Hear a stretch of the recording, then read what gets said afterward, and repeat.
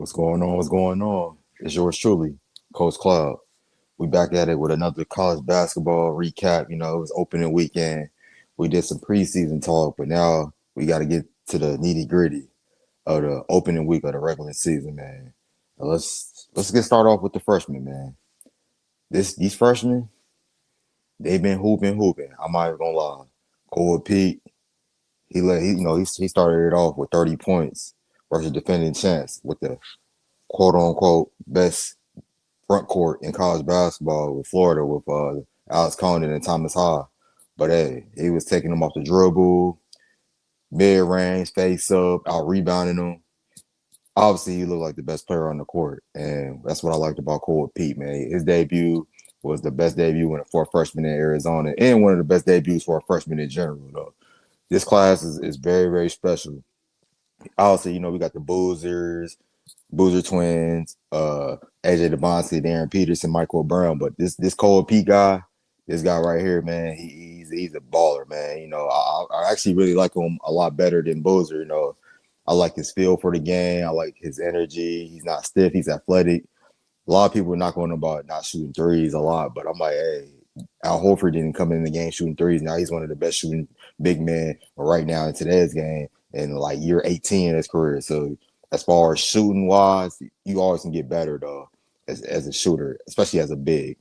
But what I liked about Cole was, man, he just came out there competing just on some dog. Like, man, I'm the best player out here on the court. And Bradley, that guard Bradley, man, he probably one of the most underrated guards in the nation, man. He came out and showed out and showed them why he came back. He didn't need KJ Lewis. He didn't need KJ Love. They was holding him back. Now, Bradley, he can lead the shit. Brandon Burris, he didn't play that well, but I think he's going to be special. He's still projected to be a lottery pick. He was a McDonald's All-American out of high school, too. He didn't have the best game, but I feel like he's going to do better, though, coming out the season, though. Darren Peterson, he had a wonderful debut versus Green Bay. He had 23 points in 22 minutes. Then he played my Tar Heels Friday night. We got in a bit of foul trouble, but what I liked about him is his shot making ability, though, man. He has a quick release. He gets to his spots without too many dribbles. He's very explosive, just smooth. I had a buddy of mine was saying, like, hey, man, he's better than Derrick Rose. Now I was like, hey, man, slow your horses now. We can't be putting these young guys that's only played not even 4 games yet into their freshman year of college better than NBA MVP. So we got to slow our rolls with that. A lot of people saying he's the best guard in 10 years. I'm like, hey man, let's let him get to the league first. Let's let him start the year off, man. Kansas, they gonna be all right this year. They ain't gonna be as talented as they historically are, but it's gonna be the Darren Peterson show all year.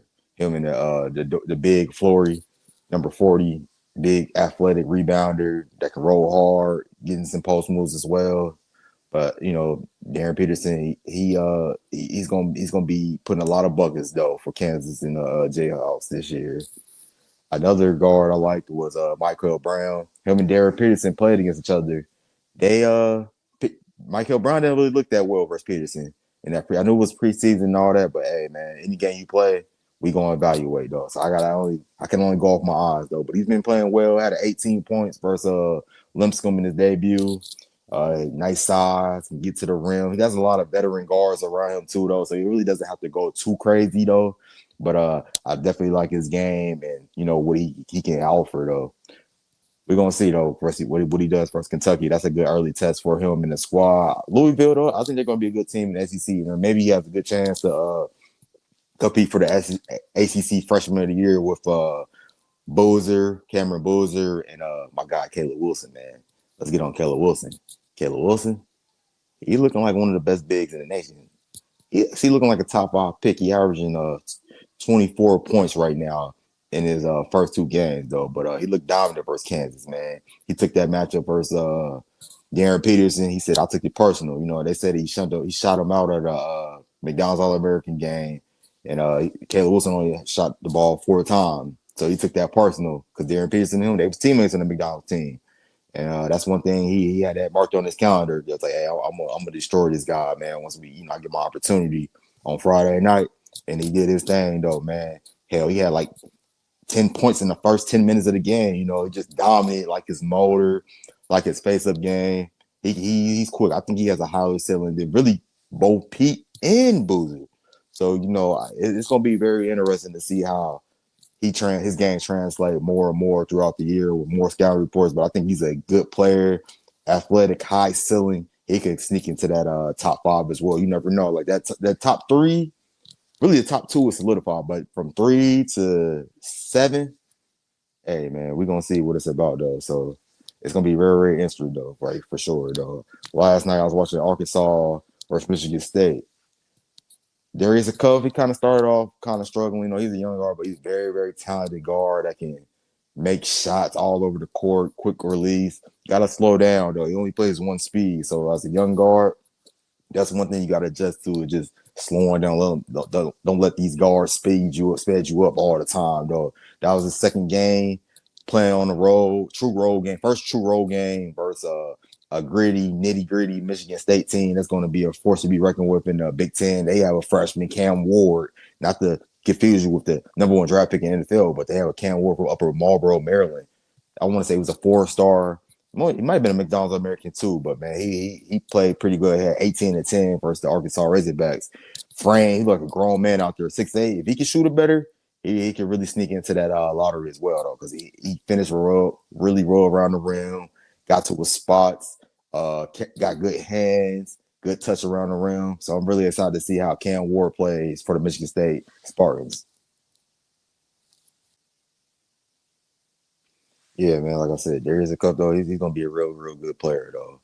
Let's get to another freshman on Arkansas and in that Arkansas Michigan State game, Malik Thomas. Man, that guy can shoot it lights out. Got a quick release, long arm. He look like a prototypical NBA guard right now. Decision making got to get better. Ball handling got to get better. But he's gonna be a force to be reckoned with, man. He he's got the it factor though. How am I gonna lie? He gives me Malik Monk vibes. Devin Booker type of game. You can play him off curls, pin downs. You can just run a lot of motions and plays, sets, flare screens, zoom action. You can do it all. I'm throwing off different action sets and half court sets. Don't let that go over your head, people. Close cloud. But anyways, though, man, I like what I've seen from Arkansas on the road, though. Even though they lost, but like this is a good game too for a young team. Got some veterans, but like for the core players are young though, so it's good to get them on the road early, right before SEC. This is going to prepare them for the SEC, one of the toughest conferences in college basketball, though. So they're gonna be all right. They're gonna be all right. They just got to clean up, get better, IQ wise, just learn how to play with a hostile environment. Kyan Anthony, he looked pretty good though. I wasn't the biggest fan of his game coming out of high school, but he put some weight on, bulked up pretty well. He can create shots, can handle pretty well. Like I said, I'm really, really interested to see how he plays this year. He can maybe go late first round if he keeps hooping, man. And JJ Starlin went down, so that opens up minutes for him though. So Kai Anthony, stay tuned for him. He's gonna be a good shot maker, smooth handle. My main thing is him physicality. So if he can get used to that physicality, I like his body though. He's starting to fill up to his frame. The more he fills into his frame, he's gonna be a force to be reckoned with because he already got the offensive side. Maybe a bit more of a playmaking because, like I said, he's like 6'3", 6'4" guard. So that's a lot of point guards. So if he can show guys, the scouts and teams at the next level that he can play that point guard, that secondary ball handler role, or show what he can do in pick and roll actions, I think hell, why not him be a first round pick or early second round? Because like the sky's the limit for Kyan Anthony though. I wasn't the biggest fan of this game just because of his body, not necessarily his shot making ability. It's just the style of play. But hey, what do I know? He's going crazy. So like I said, he's gonna be really, really, really good. Another freshman that wasn't really like a top recruit, maybe wasn't even a top 100 guy. Isaiah Johnson, the son of NBA trainer Chris Johnson. Man, he had 24 points in 23 minutes off the bench. That's pretty good though for your first game versus Montana State, and he hit the buzzer beater. So you gotta keep that in mind, man. These freshmen, they hearing these G leaguers, overseas guys, they hungry. They showing we them guys too though. So you got to give us hats off to like guys, these young guys. They coming in ready to play right away. And another freshman I like from overseas, Dame Sarr from Duke. I like his athleticism. I like his length. about 6'8", wiry. He can hit outside shots as well. He played for FC Barcelona, originally from Italy. So he played some of the highest leagues outside of the NBA. And that's one thing I'm real high on him because he has that real pro experience at a young age. I seen him at Nike Hoop Summit. And him and Taj Ariza, they were just jumping off my charts though. And Kai Anthony, he played in that game too for the world. So like he's gonna be really, really, really, really well though. Dame Sar. Sean Ava of UC. Man, I've been keeping an eye on him in preseason, and he's been getting buckets after buckets, man. About 6'9", they can put it on the floor, shoot it well, got post moves, can rebound, not soft, man. He's gonna be a force to be reckoned with for UC and Big 12. Big 12 got a lot of freshmen, man. I ain't even got the Tunde of Baylor. That man, they saying he's like a version of VJ, Exicum, and Anthony Evans 2.0. So like he has athleticism. He's the all-time leading scorer in Cali. I brought his name up a couple times in the previous college basketball pods, but this guy right now, yeah, he's finished with 22 points in his debut, and he's gonna be a force to be reckoned with the Big 12. So like that Big 12 freshman of the year, and he's just gonna be Peterson and Boozer. I mean, and DeMonte. So they're gonna have to really. It's a lot of good freshmen out here, man. Matt Abel, North Carolina State. He looked pretty good though. So it's a lot of top freshmen out here that's gonna be really, really, really good. And definitely stay tuned and see what they got. Let's get to the mid majors. Mid majors, man. I think mid majors is what makes the college basketball storylines when it comes to March better though, because like all the blue bloods, the Power Five, they're cool and all that, but the mid major, you see the guys, the teams that you usually don't see on TV a lot, guys that just come out of nowhere. You're just like, who is this guy? Like Maxi Everins last year, a couple years ago when he was playing for Oral Roberts, beating Ohio State, got Oral Roberts to the Sweet 16. So like stuff like that, though. George Mason back when they get to the Final Four. I don't know if we're gonna see that, like Florida Atlantic a couple years ago. How often we're gonna see that, but like Butler, they went back to back Final Four. So it's gonna be interesting to see though how mid majors, retooled herself year to year. This is like a JUCO for them. Instead of having 4-year guys, they got to get creative. They might have to get somebody from the bench from a Power Five. You might have to get JUCO Division II. So you got to kind of get real creative as far as with how you recruit for mid majors these days. And I'm going to go with Duquesne. Shout out to my guy Jimmy Williams, and they got Terrence Ginyard, John Hughley from Xavier. They're going to be a force to be reckoned with. Duquesne, though. Shout out to Duquesne, Coach Joyce, Sullinger, McFadden. That's McFadden. That's my OG. We go way back from Akron days. So Duquesne, they're gonna be a force to be reckoned with in the A10 for sure. NJIT, they're in the Northeast Conference. No, they're in the I forgot what conference they're in, but they're gonna be a force to be working in their conference though. They beat Fordham, all Fordham Rams at home. So Fordham, they're gonna bounce back. They got a new coach from UC Riverside, but NJIT. Coach Grant, he's gonna get them guys playing though. Even though they lost to Fairfield, but just beating Fordham first game of the year, that set the tone though for them. Central Michigan, they're gonna be interested in the MAC as well. I like their transfer portal with Keenan Grays and some other key guys they got, but they're gonna be really, really good. I think Miami, Ohio with Kraft, they're gonna be really good as well. That's another sleepers that I had. Illinois State with Chase Walker, Todd Pence. They lost to OU, but they're supposed to be picked number 1 in the Mountain Valley. In the Missouri Valley Conference. So that's going to be interesting too as well. I like OU with Javon Simmons and Aiden Holloway. They probably have the best front court in the MAC right now. So they're going to be really, really, really hard to beat in the MAC, especially at the Convo. They got that thing packed. Arkansas State, they're going to be pretty good. They got an NBA coach. So he's going to be. We're going to see how they translate. They had a good year last year, but they started off to a good start. St. Joe's in the A10, they're going to be solid. They had a good team. The coach left for the NBA, came from the NBA, went back to the NBA, but it's going to be special to see how they play. Dayton, they look pretty good as well. They're not really necessarily sleeper, but Dayton, they're going to be Dayton at the end of the day, and that's what I like to see from them. Robert Morris, they lost to Iowa, went down to Desmond's, and beat Drake. That was a big win for Robert Morris. They came in back off NCAA tournament run for the Horizon League champs. So watch out for Robert Morris at Youngstown State. They beat Grand Canyon at home, a Mountain West team. So like the Horizon, they got some good, decent teams out there that you got to look out for though.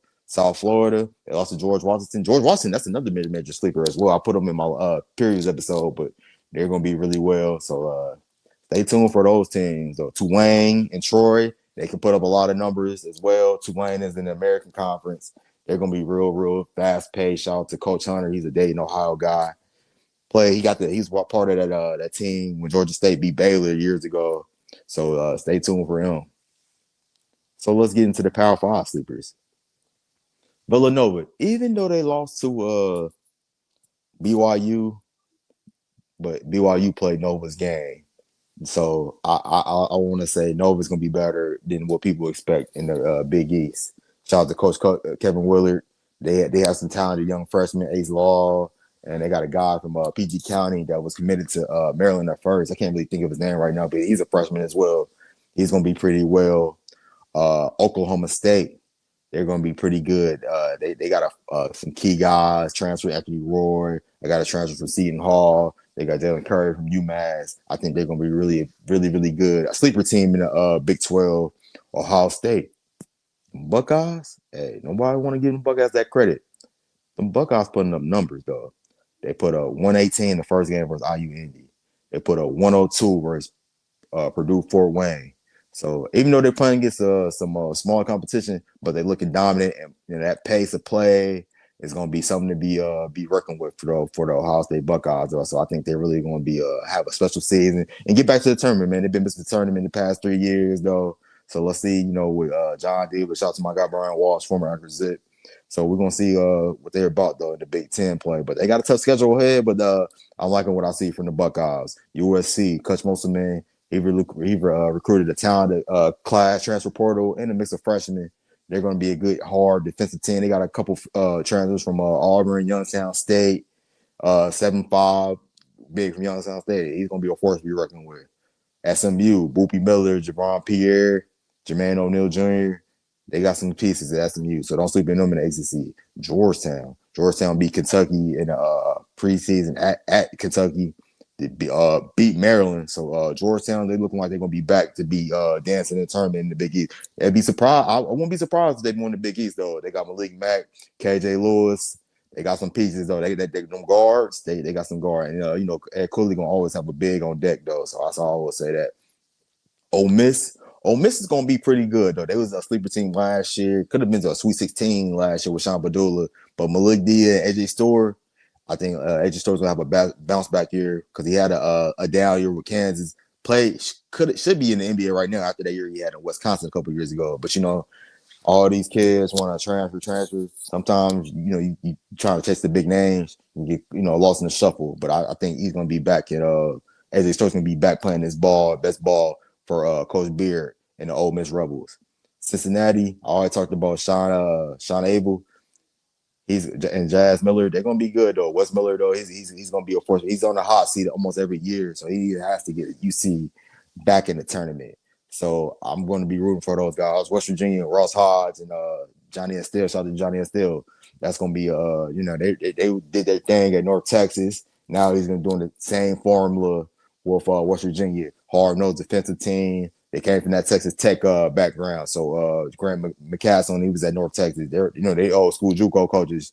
They get it done. They get out the mud. So they're taking that boot collar back to West Virginia though. After hey, I'm gonna say it. Indiana. I'm watching Indiana versus Marquette. Indiana beating the brakes off of Marquette right now. So hey, them Hoosiers, they looking like they back. I'm not gonna lie. Iowa, Bennett Stentz, looking like a top 10 pick as always, though. He's going to be pretty good in the Big Ten. Missouri, shout out to Sean Phillips, Coach Dennis Gates, Steve Wright. They're going to be really good, though, too, as well. But, yeah, that's my sleeper picks, though. And I got another question, though. Is the portal hurting or helping college basketball? Personally, I think the portal is helping, but, it's not really helping the kids. It's helping the teams and schools, but it's not really helping every kid. So I think it's like a very kind of tricky question, but it can help a lot of guys that's trying to find their ways. If you transfer down, it can help a lot. If you transfer up, you can make a lot of money, but the grass is not always green on the other side, as they always say. So kind of got to be real particular of where you go school to school. Like a guy can have a good freshman year. Blue blood might say, "Hey, join us, our team." It might sell him as a dream to be a key component, but you can just be standing in the corner as a corner 3 and D guy. And I know guys want to hoop, so you kind of really want to make sure you pay attention to where you go as far as, hey, I want to go to this school, play for this coach. Also, want to make sure a coach is not on the hot seat as well. I remember when I was at Fordham, it was I wanted to be on the Division I staff. I wanted to work for a Division I program in the top 10 conference in the A10 at the time. Still is the top 10. So my coach got fired in January. And when coach get fired, everybody get fired. So maybe one or two people might stay on. Maybe players they getting demoted. They got to find a new home. So you always got to keep that in mind for our situation and when you picking and choosing. I had a couple players of mine just transferring. They had a good year. They just transferred, be on the bench on somebody else. So it's always good to stay home. And I know it's this new culture of transferring basketball, but you got Tyron Stokes, some of the top players transferring right before the high school basketball season. Never seen it before in my life that top player just transferring right in the middle of the year like it's AAU. So this new culture is basketball and sports in general is interesting though, just to see how these new guys. I mean, they got more control and power of their of where they want to go. But sometimes, like I said, too much power can backfire. So just make sure you do your research on the coach and talent, making sure you're not putting yourself in the right situation to be a better player from now on. Because like I said, NIL is just a small space in your career. You can make a lot of money, but the goal is to make the NBA and have a long playing career. But like I said, the top games of the week so far was Kansas versus UNC. I like how my Tar Heels look. North Carolina looking like they was going to be a force to be reckoned with the big center from Arizona, Henry Vessar and Caleb Wilson. That like going to be a top one. That may be the top best, one of the best front courts in college basketball, but nobody want to say that though. But we back though. I feel like the transfer guard from Colorado State, Evans, he's going to be good. He's going to be solid. Jonathan Powell, a day in Ohio kid from West Virginia, is going to be solid. Seth Trimble is going to be his really breakout season. So they Kansas looked good. Bryson Tiller, he had a couple threes. Peterson, he did what he did. He was in foul trouble, but UNC, they dominated though. Arkansas versus Michigan State. We talked about a little bit earlier, but Michigan State. Let's talk about more about Michigan State. Fears, I like Fears. I think it's going to be a big year for Jeremiah Fears, and his brother went to the NBA. He got that NBA bloodline now. So like his dad played in college too. So I feel like Fears, seeing his younger brother get to the NBA, they even inspired him more to even go crazy. He had a good stat line of 15, 10 assists, 5 rebounds, 5 steals, 1 turnover. That's a hell of a stat line to start the season off though. He had 9 assists. Didn't he could miss some bunnies yesterday, but first Arkansas. But he got to clean that up. But like I said, I think he's gonna have a good year. Jackson Kohler, he's gonna do his thing. Cam Ward, he's gonna do his thing. So the sparring is gonna be really, really good. Big Ten gonna be good this year, man. That could be the Big Ten, Big 12, SEC. Those are gonna be the top 3 conferences this year for sure. Georgetown versus Maryland. Georgetown, like I said, they beat Maryland already. Bama versus St. John's. Woo! No one expected Bama to come in and put up over 100 points on St. John's in the Garden. Though. That game was electrifying though, and it was cool to see Nate Oates versus Patino, Young versus new school versus old school, and the new school won though. But Zuby Ejiofor, and Bryce Hopkins, they was a force to be reckoned with. Ian Jackson had 14 off the bench, but Bama, them guards, they looking like the best backcourt in the league, in the nation with Phil Bourne and Aiden Holloway, though. They both had 20 apiece. Phil Bourne had 23, Aiden Holloway had 21, though. So look out for Bama to get back to the top of the SEC. But that's all I got for this week, y'all. We're going to be just doing weekly check-ins for college basketball, NBA. Like, share, subscribe, though, man.